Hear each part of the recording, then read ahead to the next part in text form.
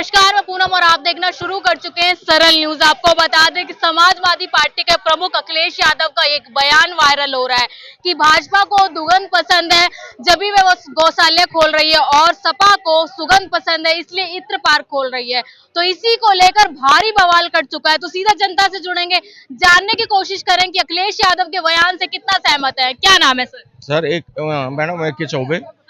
क्या कहेंगे? अखिलेश यादव ये कह रहे हैं कि भाजपा को दुर्गंध पसंद है, इसलिए वो गौशाला खोल रही है। कह तो रहा हूँ कि ये सनातनी जो नफरती चिंटू है ना, इतने हद तक गिर गए हैं कि इनको अच्छा बुरा समझ नहीं आ रहा है। इन्होंने देख लिया ना संगम की दशा कि भाई संगम में अगर 60 करोड़ लोग डुबकी लगा सकते हैं एक साथ, अगर कहीं ये वोटर में बदल गए तो हमारी तो दुकान बंद कर देंगे, क्योंकि बीजेपी को वैसे 400 सीटें मिल जाएंगी। अरे भाई 29-30 करोड़ लोग तो सरकार बना रहे हैं, तो 60 करोड़ लोग तो डबल दे देंगे सीटें। तो अब ये ना नेता को हताशा और निराशा है, और ऊपर से मानसिक संतुलन बिगड़ा पड़ा है कि अगर यही वोटर तब्दील हो गया 2027 के चुनाव में, तो हमारे पिताजी ने हमें ताज दिया था, वही ताज हमारे सर पे है। हमने तो कुछ हासिल किया नहीं और कर भी नहीं पाएंगे दूर दूर तक। तो उनको लग रहा है 10-20 साल 25 साल तक तो सत्ता का कहीं से भी हमें स्वाद चखने को नहीं मिलेगा। तो बोले जा रहे हैं उल जलूल, जहां मिल रहा है वो सनातनियों को गाली दे रहे हैं। उनको क्रोध ये आ रहा है कि हमने जाति पात पीडीए बनाया था, हमारे पीडीओ को ध्वस्त कर दिया एक बार ये आयोजन करके, और पूरा विश्व इसके लिए भाई टकटकी लगा के बैठा हुआ था। तो इसका जो सक्सेस है ना, जो इसकी कामयाबी है, वो उनसे बर्दाश्त नहीं हो रही, पच ही नहीं रहा उनको, वो सोच ही नहीं पा रहे। सपने में है कि भैया 25-30 साल बाद भी सत्ता में कहीं हमारी एंट्री होगी कि नहीं होगी। हम तो खुद लोकसभा में जाके बैठे हैं, विधानसभा छोड़ के वहां पूरा परिवार लेके भाग गए। तुम सामना करना होता है योगी जी का तो बैठे होते विधानसभा में, उनकी बातें का जवाब देते, लेकिन माता प्रसाद पांडे को मना गए, खुद भाग गए सारे, जाके वहां बैठ गए। तो वही कह रहा हूँ, अखिलेश प्रसाद का निराशा साफ झलक रही है, इसलिए बौखलाए हुए हैं, भाग भाग के इधर उधर जा रहे हैं। संगम में गए, वीआईपी ट्रीटमेंट लेके नहा के आए तुम। अगर तुम्हें उतना वीआईपी ट्रीटमेंट से नफरत थी तो चले जाते, एक सिंपल आम आदमी की तरह नहा के आ जाते और दिखा देते।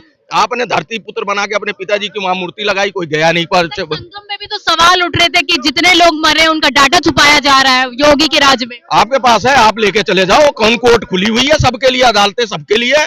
आप वो डाटा लेके जाओ, कोर्ट में रखो कि भाई इतना बड़ा डाटा है, और सरकार हमें 36-40 लोग बता रही है, हमारे पास तो 50,000 का डाटा है, दे दो।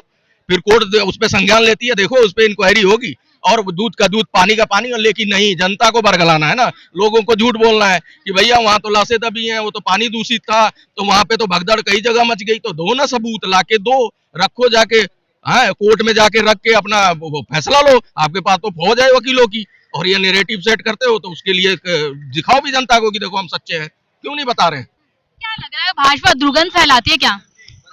ऐसा है, भाजपा दुर्गंध नहीं फैलाती, ऐसा है बदबू ये दे रहे हैं। इनको गिद्ध की नजर थी, इन्होंने वहां दुर्गंध फैलाया दुनिया भर के अपने बयानों से। ये जो दूषित कर रहे हैं ना राजनीति को, इनके घर के लोग और इनके सांसद कर रहे हैं। पहले अपने अंदर से वो निकाले, तो जब आप निकाल दोगे ना, तो उसके बाद आपको सभी साफ पाक नजर आएंगे। सर क्या कहेंगे? अखिलेश यादव कह रहे हैं कि भाजपा में दुर्गंध आती इसलिए वो गौशाला बना रहे हैं, क्या सही बात है? देखिए, अखिलेश यादव कुछ भी कह सकते हैं, ठीक है। अब उनको तो पता नहीं है, वो हमारे देश के ये लोग सेकंड जनरेशन लीडर हैं, ठीक है। तो कोई एक नेता थे जो 8 इंच का आलू पैदा कर रहा था 26 इंच का, तो अखिलेश यादव को गौशाला से दुर्गंध आती है। किसी का विरोध करना अच्छा होता है। देखिए, गौ का मतलब ही हमारा जो था आज के 40 साल पहले एक इकोनॉमी थी। अब उनसे पूछ लो, सर कॉकरोच मिल्क पियेंगे? हो सकता है वो ज्यादा जानते हो। तो अब जो चूंकि देखिए, आज जो गाय हम यूज कर रहे हैं, जिसको जर्सी बोला जाता है, एक्चुअल में जो अखिलेश यादव ने कही वो सही बात कही है, उसमें कोई दो राय नहीं है। क्योंकि उनको प्रॉब्लम इससे नहीं है, प्रॉब्लम इससे है कि 3 दिन 4 दिन पहले मोदी जी ने देसी गायों के संरक्षण के लिए 3400 करोड़ रुपए का फंड जारी किया है, ठीक है। अब देसी काऊ का अगर प्रिजर्वेशन होता है और उसको अपने यहाँ लाया जाता है, तो आप लोग तो बच्चे हैं, आप इनसे पूछ लीजिए, अगर जो गांव में रहा है, जिसकी उम्र 50 साल 60 साल 70 साल है, जो गायों को रियल में पाला पोसा है, उसको पता है। हमारे यहाँ जो गाय चरनी जाती थी, अगर आप उसकी 2-4 दिन सेवा कर रहे हैं, तबीयत आपकी खराब है, तो वो उसी तरीके का घास खा के आती थी जिससे आपका हेल्थ सुधर जाए। उसके वो देसी गाय होती थी। ये आजकल की गाय को तो पता ही नहीं होता, आप सामने खड़े हो जाइए, आपके ऊपर चढ़ के निकल जाएंगी। और देसी गाय जो होती थी, अगर 10 बच्चे छोड़ दीजिए, 10,000 गायों के बीच में किसी बच्चे को चोट नहीं लगती। तो ये फर्क होता है। क्यों? क्योंकि वो सेंसिटिव होती हैं। सांसद ये कह रहे हैं कि अखिलेश सनातन विरोधी हैं।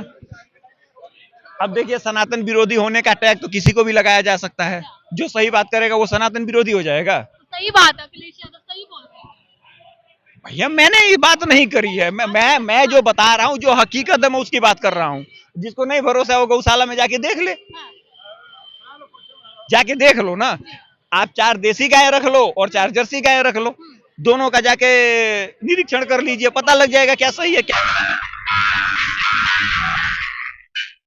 मुख्यमंत्री के बेटे थे, आए बिना कुछ किए, सत्ता मिल गई। अब वो जो बच्चे नहीं होते हैं जो रूठ जाते हैं कि तुमने मेरा खिलौना क्यों ले लिया, तो उनकी हालत वही है। पता तो कुछ होता नहीं है, कभी कुछ बोलेंगे, कभी कुछ बोलेंगे, कहेंगे कि मुख्यमंत्री थे तो वो बेचारा मार कैसे खा गया। अरे भैया, झूठ बोलोगे तो पिटोगे ही। अब लगातार वो ये भी सवाल उठाते हैं कि यूपी की जो कानून व्यवस्था है और योगी का जो बुलडोजर है वो गलत चलता है। तुम भी चला लेते, तुमको तो सुप्रीम कोर्ट से डांट पड़ी थी कि भैया तुमने एक वर्ग के लोगों को ही क्यों वो मुआवजा दिया। तो मतलब जो खुद दंगे की चोट पे कहता है मेरे शासन काल में 6000 दंगे हो गए, तो अब ऐसे लोग प्रशासन पे बात करे तो अच्छा नहीं। इनके बाप तो मुलायम सिंह यादव थे, इन्होंने तो संभल का केस ही खत्म करवा दिया। इस बारे में कौन बात करेगा।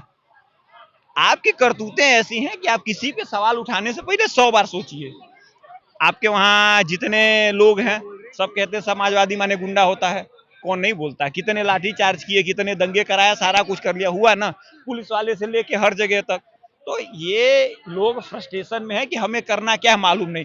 अब क्योंकि लोकसभा चुनाव जीत गए, इनको लगा हमारी वापसी हो गई। और उपसभा का चुनाव जो हुआ उसमें हार रहे हैं, तो हारने के बाद फ्रस्ट्रेशन आ रहा है और फ्रस्ट्रेशन में उलूल जुलूल कुछ बयान भेज दिए जा रहे हैं। सांसद ये कहते हैं कि राणा साणा की मौजूदगी में ही ये जो बाबर और अकबर आने की मतलब उनकी हिम्मत हो पाई। देखिए, उसका सीधा सिंपल मतलब ये है, बटेंगे तो कटेंगे। ये सीधा है, इसमें कोई दो राय नहीं है। जिसने काटा है वो काट ही रहा है। अभी तो नागपुर में देखा नहीं आपने। अभी रुकिए, मैं अरे रुक जाइए। हमारे देश में जो भूसा भरा गया ना, इसको ब्रेन वॉशिंग बोला जाता है। कहा जाता है तुम्हारा मुख्यमंत्री हिंदू, आईएएस सारे हिंदू, पुलिस वाले सारे हिंदू, प्राइम मिनिस्टर हिंदू, राष्ट्रपति हिंदू, मिलिट्री तुम्हारे पास, तुमको क्या खतरा। नहीं कहते हैं ना, कहते हैं ना क्या खतरा, नहीं कहते ना तुमको क्या खतरा। तो नागपुर में पूछो ना क्या हुआ था। अब जो ये तरीके की बात करते हैं उनको एक हाथ में जूता लो और फिर बात करो। अबे अब तू बता कैसे क्या हुआ। जो पुलिस वाले थे किसी का हाथ कट गया, औरत के साथ छेड़खानी हो गई, जो हमारे बचाने वाले वही कुत्ते जैसे पिट गए। तो जो कुत्ते जैसा पिट रहा है वो हमारी सिक्योरिटी करेगा। सर एक सवाल उठता है कि 80% 20% में भारी पड़ रहा है या 20% 80% में भारी। अब सही जवाब आया है। कश्मीर में क्या हुआ था, श्रीनगर में क्या हुआ था, कुछ हुआ, क्या हुआ था। आ गए ना सारे लोग, रिफ्यूजी बन के रह रहे हैं। एक कांड गुजरात में हुआ था 2002 में, उसका गोधरा नाम है। उसके बाद भी कुछ हुआ था, उसको गुजरात कहा जाता है, ठीक है, सबको पता है, ठीक है। उसके बाद से आज तक गुजरात में पत्थर चला कहीं? क्यों नहीं चला? नहीं नहीं, मोदी जी की सरकार नहीं है, वहां के लोगों ने जवाब दिया। क्यों? क्योंकि गुजरातियों के लिए फैमिली फर्स्ट होता है। उनके 4 बच्चे होते हैं, वो ज्वाइंट फैमिली में रहते हैं। एक बच्चा मारा गया, उसको 56 मारे गए थे, 600 लोगों को उन्होंने जिंदा जला दिया। वो अलग बात है कि 800 पुलिस वाले की गोली से मारे गए, वो डिफरेंट इशू है। बट उन्होंने रिटेलिएट किया। तो आपको सेलेक्ट करना होगा कि न हिंदू पीएम हो, चाहे मुस्लिम पीएम हो, चाहे जो भी हो, कोई आपको बचाने नहीं आएगा। आपको बचाने आपके घर, आपके परिवार, आपकी सोसाइटी के लोग आएंगे। वो आपके पास है नहीं। क्या लग रहा है देखिए, नागपुर में आपका 1.5 करोड़ का फ्लैट, 25 लाख की गाड़ी, 1.5 लाख का फोन, सब रखा रह गया। भारत, हमारी फॉरेन पॉलिसी बहुत अच्छी, हमारा डिफेंस बहुत अच्छा, ठीक है, हमारा रोजगार बहुत अच्छा है, बहुत अच्छा है। मैं एक आम आदमी हूं, मेरा सब कुछ अच्छा है, मुझे नौकरी मिली है, मैं सरकार से बहुत बढ़िया है, सारा काम कर रहा हूं। बस एक दिन मैं घर में सो रहा हूं, पता लगता है मेरी 25 लाख की गाड़ी है, 4 लोग आते हैं जला के चले गए। भैया, भारत का डेवलपमेंट मेरे किस काम का? सवाल किस पे खड़ा कर रहा है? मोदी जी? मोदी जी पे सवाल उठाइए, चाहे किसी पे सवाल उठाइए, ये सवाल उन पे है जो लोग ये कहते हैं कि इस देश में 80% हिंदू रहते हैं, उसके बाद तुमको खतरा कैसे है। ये उनसे है मेरा सवाल कि भैया, जब मेरे देश की इतनी ग्रोथ हो रही है, सब कुछ मेरा अच्छा है, तो भाई मैं घर में सोया हूं, मेरी यह गाड़ी कैसे जल गई? लेकिन सवाल सर ये भी खड़ा होता है ना कि राजनीति में हिंदू मुस्लिम भी तो नेता ही कर रहे हैं ना। देखिए, राजनीति का सीधा सीधा हिसाब ये है कि इस देश में हिंदू मुस्लिम किया किसने था? भैया सर सैयद अहमद खान ने 1867, 1856, 1867, 1876, 1887 सबसे पहले बोला कि हिंदू और मुस्लिम अलग अलग कौम है। उसके बाद बोले कि हिंदू और मुस्लिम अलग अलग देश हैं। उसके बाद उन्होंने बोला हिंदू और मुसलमान कभी एक साथ रह ही नहीं सकते। किसी हिंदू ने कहा कि हिंदू मुसलमान एक साथ नहीं रह सकते। और भैया इस देश में अब कुछ सो कॉल्ड इंटेलेक्चुअल, मैं उनको बोलना नहीं चाहता कितने गधे थे वो लोग, उनमें से कोई जिंदा अगर हो तो उसको पकड़ के लिया और कहा भाई तू अलग हुआ अपने भाई से, अब अपने बेटे को 1/2 दे। भैया कौन सा तमाशा बना रखा है? जिन्होंने देश बांटा उनको बोलो नहीं भैया तुम्हारा 1/2 यहाँ हिस्सा हो गया। कैसे हो गया भैया? एक हिंदू अगर मुसलमान, एक हिंदू पाकिस्तान से आया था तो वो मुसलमान जो यहाँ से घर छोड़ के गए थे उस पर उसका कब्जा क्यों नहीं दिया गया?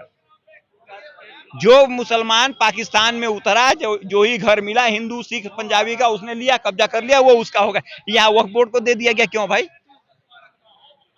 तो जब आपको बेवकूफ बनाया जाएगा, आप बेवकूफ बन रहे हैं। आपसे बच्चे नहीं पैदा होने, आपके पास फैमिली नहीं है, और आप ये कह रहे हैं कि हम सिक्योर कैसे नहीं है। भैया 1931 में 33 करोड़ आबादी थी भारत की, 6 करोड़ 7 करोड़ मुसलमान थे, आज 70 करोड़ हैं मुस्लिम। 70 करोड़ आबादी है उनकी, भारत पाकिस्तान बांग्लादेश मिला के। आपकी आबादी कितनी है? भारत पाकिस्तान बांग्लादेश मिला के 80 करोड़। भैया 7 से वो 70 पे पहुंच गए, आप 26 से 80 पे पहुंचे। उसमें आपकी, जब आपके पास ना ग्रोथ है ना आपके पास फैमिली है, फिर लड़ेंगे कैसे भैया? उनका क्या है, आए वो तो 4 कदम आगे रहते। कोविड में कौन बैठा था धरने पे? कोविड में कौन बैठा था धरने पे? कोविड में वो लोग धरने पे बैठे थे, कोई 80 साल की बिल्किस बानो दिख गई थी आंटी जी, ठीक है, कोई औरत बैठ गई थी, कोई बच्ची बैठ गई थी। नागपुर दंगे में क्या हुआ? कोई 25 साल का आदमी पकड़ा गया? वो प्लानर है, जो पकड़े गए वो तो 12, 13, 14, 15 साल के बच्चे हैं, उनको तो कुछ पता नहीं है। अब उनको बाल सुधार गृह भेजो, जेल भी नहीं दे सकते, खर्चा वर्चा दे के वापिस भेजो।